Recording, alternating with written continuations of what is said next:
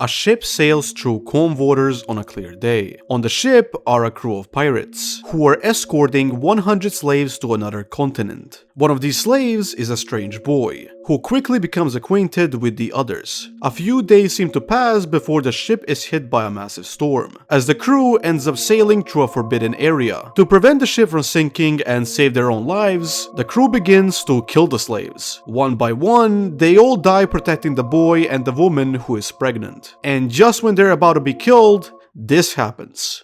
If anything you've heard so far about Centuria interests you, I recommend giving this manga a shot. The best way I can describe it is if someone asked what would happen if Vinland Saga and Berserk had a child. Well, you would get something like this. It also has some of the best art I've seen from shonen in a long time. Like seriously, some panels are an actual masterclass. But the unfortunate thing is that I feel like it is truly wasting its potential, especially in the current chapters. However, I have to mention that this is an ongoing manga quite early into its runtime, so I cannot fully criticize deeper points and messages of the story before those points are hopefully and eventually revealed. What I can do, however, is give my opinion on why I think the direction this manga is heading in is quite bad, while giving some scenes praise and criticism equally.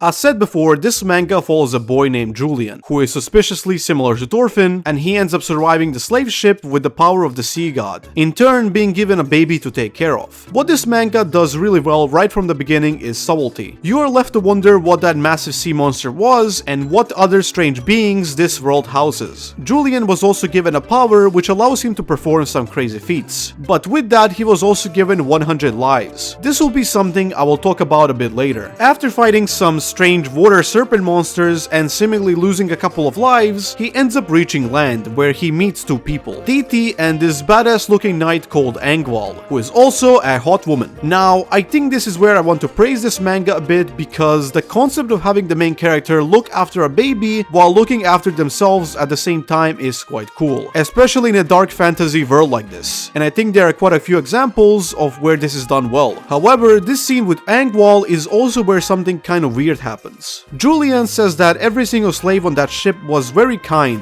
However, I just find this very unrealistic and too convenient. There is absolutely no way not a single one of those people had a bad heart. It's kind of a nitpick though, so let's move past it. Half a year later, Julian wants to get a job. Now, keep in mind that half a year has passed, and we don't actually know what these four have been up to all this time. So when Angwal says that there's a village nearby, it only lets me to wonder how come Julian has never visited this village despite being here for over half a year. Not to mention how he's creating the gravestone for Mira half a year after she died. It feels like this is happening a few days later rather than half a year later. Now we get to the first major confrontation in this manga, the forest segment, where we genuinely have one of the most impressive manga panels I've seen in a long time. This is just beautiful. I've said this at the beginning, but I will say it again. This manga has some really well made panels. The general art style of it is also quite unique and pleasing to look at. Definitely a masterclass in this genre. The fight choreography is not bad either. I enjoyed this fight quite a bit. When Julian and the others return to the village, we get the same problem I spoke about earlier. Julian does not have any idea who Ravina is, aka the village doctor, despite being in this village for a long time by now. I understand this panel is meant to introduce us to the character and her role, but a much better way to do it would be just to have Julian say, "Look, it's Ravina, the village doctor," or something like that instead. Before the story progresses, there is also this scene where Angwal says that the king who ruled for over 100 years has just set the slaves free in larger settlements, and that soon slavery will be abolished in the entire country. Now,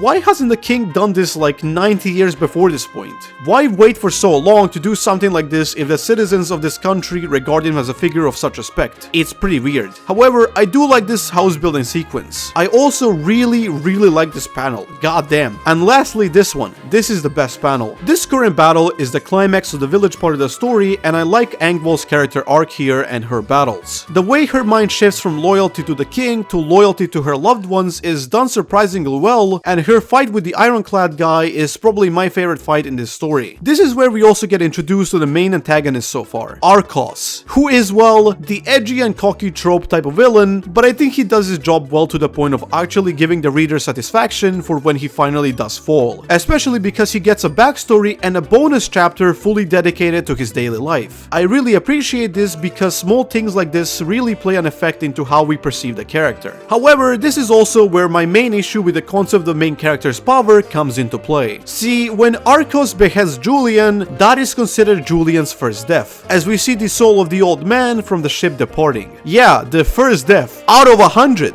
Not to mention how we saw Julian pretty much die multiple times up to this point. Like, sure, he has the regeneration of 100 people, but these were fatal wounds that would basically kill anybody. But then again, Angwol survived such a long time with fatal wounds, so I may just be nitpicking. I don't really like this about the main character, and I think it could have been done differently to avoid all of these misconceptions as to when he dies. Also, I changed my mind. This is the best panel. To speak about the Sea God here, I honestly think making the Sea God reappear this early and say stuff like, oh, that really hit the mark, is kind of cringy considering this is an actual god, and it ruins the subtlety I was talking about at the beginning of this video.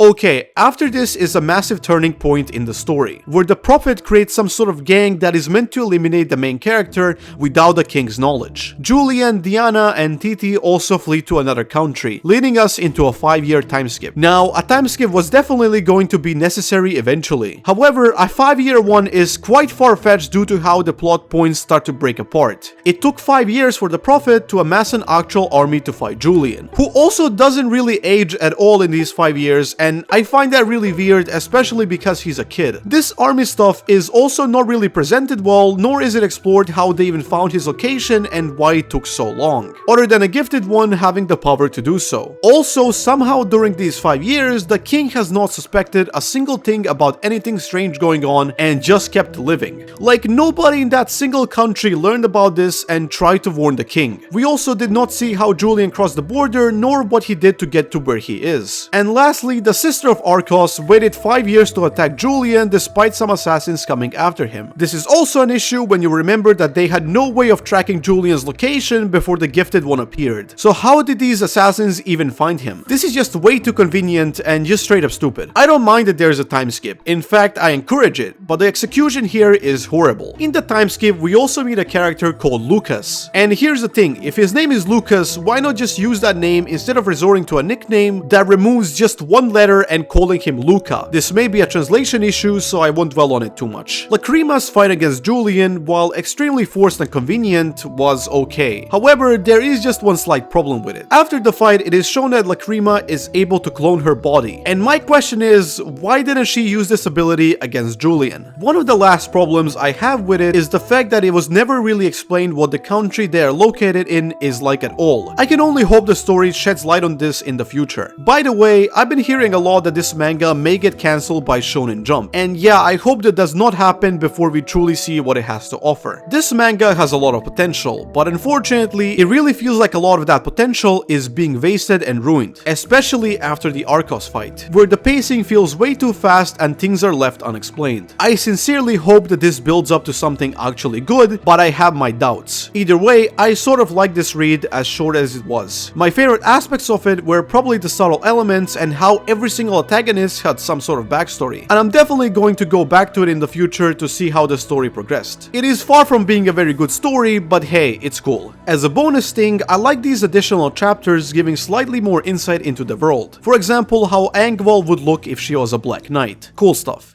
If you enjoyed this video, consider subscribing with notifications and joining the Discord to debate anime with me. I'm sorry that this video took so long to be out, but trust me when I say this, I will really try to upload so much more this year. Thank you for taking the time out of your day to watch this video, and as always, take care of yourselves and have a good night.